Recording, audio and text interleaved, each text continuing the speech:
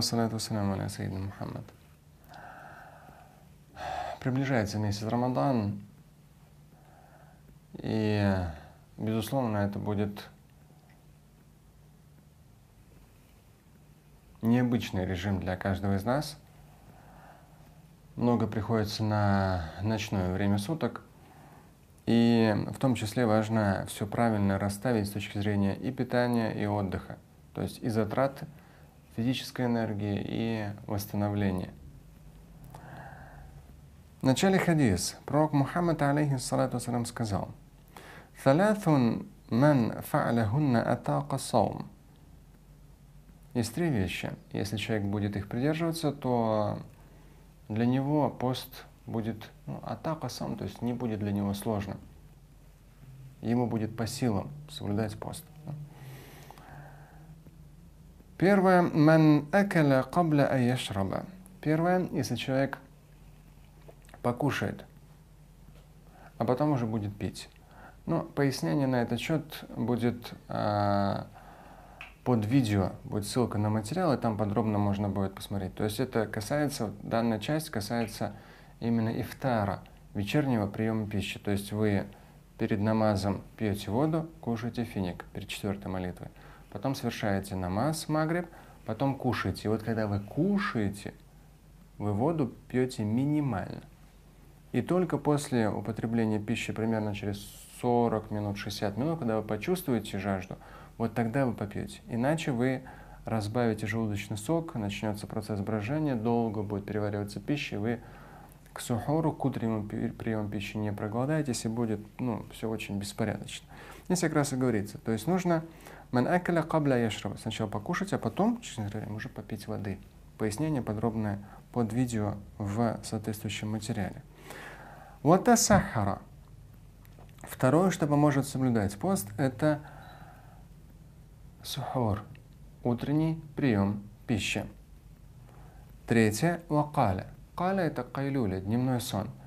После полуденной молитвы днем, обычно это с часу до 4 в этом промежутке, и с точки зрения биоритмов человека это очень полезно, хотя бы 20-40, если сможете, час, сами смотрите. Главное, чтобы в общем в сутки у вас получалось 7 часов сна. Но вот дневной сон, говорит пророк, алейхиссалям, дневной сон, а он обычно в промежутке между часом и 4 часами, 40 минут в среднем. Вот этот дневной сон, он очень серьезно восстанавливает и в том числе поможет вам совершать ночную молитву и молитву таравих полными сил. Если, конечно, вечером, во время вечернего приема пищи не будете переедать. Теперь несколько штрихов относительно утреннего приема пищи.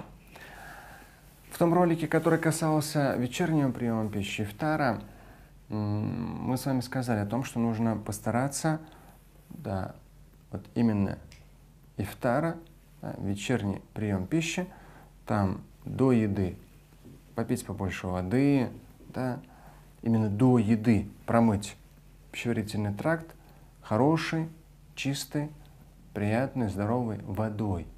Вода.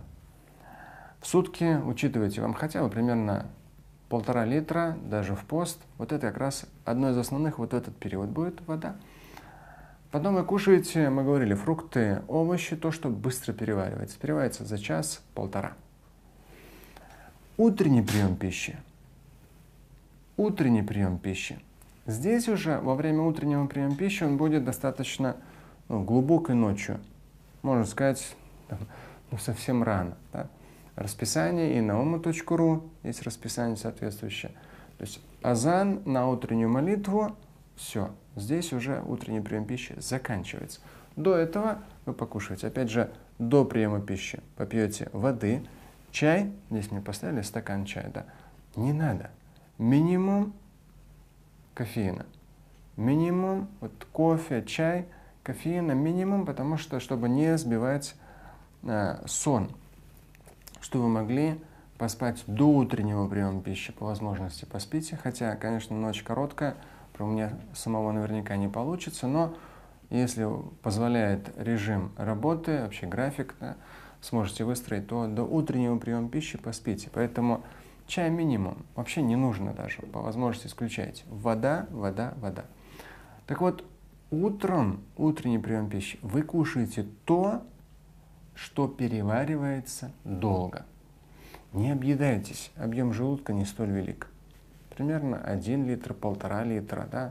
То есть объем желудка одновременно. Поэтому вы, когда видите, что перед вами, понимаете, что все это окажется в желудке.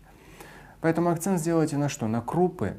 Крупы, например, каша, овсяная каша, разные каши. Да? Больше овсяная очень полезна.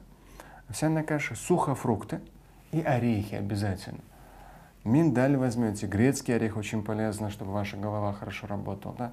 То есть разные орехи понемножку. Если вы большой любитель мяса, немного мяса. Если это курица, то грудинка. То есть вы кушаете то, что переваривается долго. Но учтите, по количеству вы не забивайте желудок до предела. Иначе после этого вы не сможете нормально поспать, ваш организм будет весь напряжен. Еще если потом все это разбавите водой, потом появится изжога. Изжога только из-за неправильного питания. Поэтому вы до утреннего приема пищи попили чистой, хорошей воды. Потом вы покушали орехи, сухофрукты, каша. Акцент именно на то, что переваривается долго. Все. Азан на утреннюю молитву. И вот начинается время утреннего намаза, азан. Все. Здесь уже прием пищи закончился. Идете, активно чистите зубы.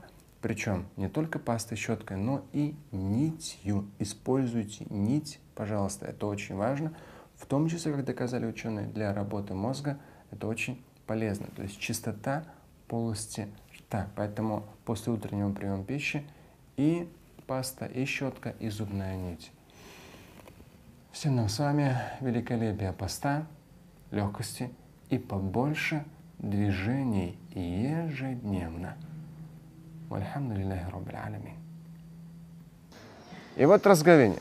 Основные фишки что? В сунне заключительного Божьего посланника пророка Мухаммада упоминается о том, что разговение нужно сделать водой, либо сухофрукты. Да, пророк, алейхиссалям, упоминал финики.